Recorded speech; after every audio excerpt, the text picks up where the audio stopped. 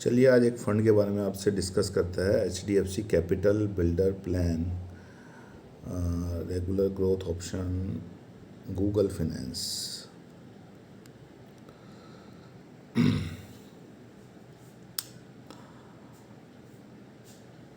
ये फ़ंड अभी HDFC capital builder valued fund growth option 721 रुपये पे ये फ़ंड चल रहा है। ये फ़ंड 94 के आसपास 10 रुपये पे लॉन्च हुआ था और अभी ये 721 रुपये चल रहा है। ठीक है, लोगों को लगता है वाह ये 10 रुपये का 721 हो गया है ना, तो म्यूचुअल फ़ंड सेफ़ है, म्यूचुअल फ़ंड में इन्वेस्टमेंट किया जा सकता है।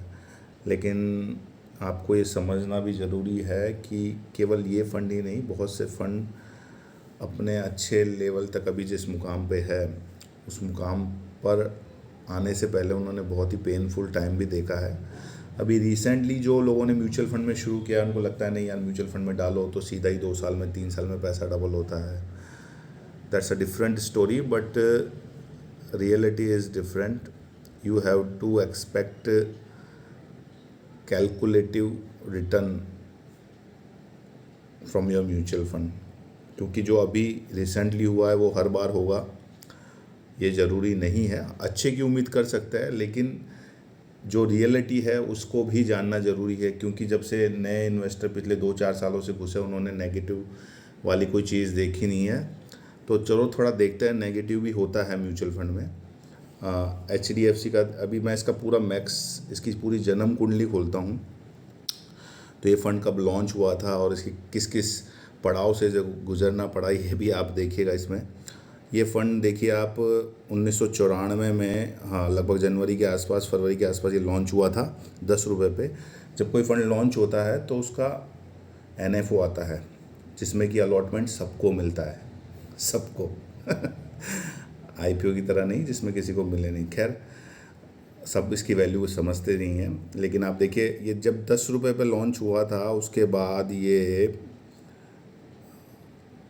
92, 99, 2000, 2003, 2000,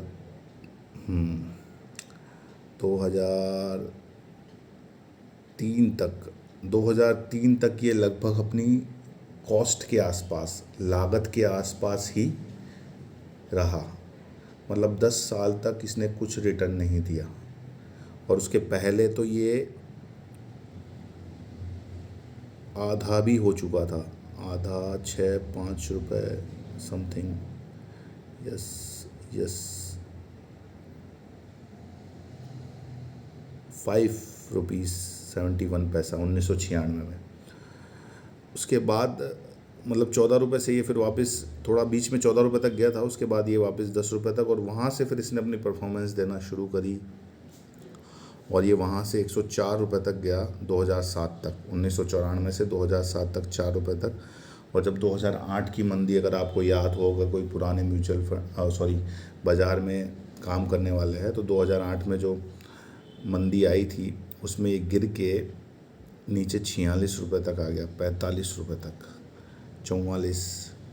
और फिर वहाँ से जब अपना मार्केट थोड़ा रिकवर हुआ बाद में, दैन ये वापस इसने अपने परफॉर्मेंस दी। ये 300 रुपये तक गया, 300 रुपये से गिर के जब कोरोना का टाइम आया तब ये उस टाइम पीरियड में लगभग 198 रुपये तक का, मतलब 300 रुपये, 302 रुपये से गिर के 198 तक चला गया। और उसके बाद इसने फिर अपनी परफॉर्मेंस दिखाना शुरू किया और ये अभी 763 हाई बना के अभी करंट में 721 के आसपास चल रहा है, 721 रुपये।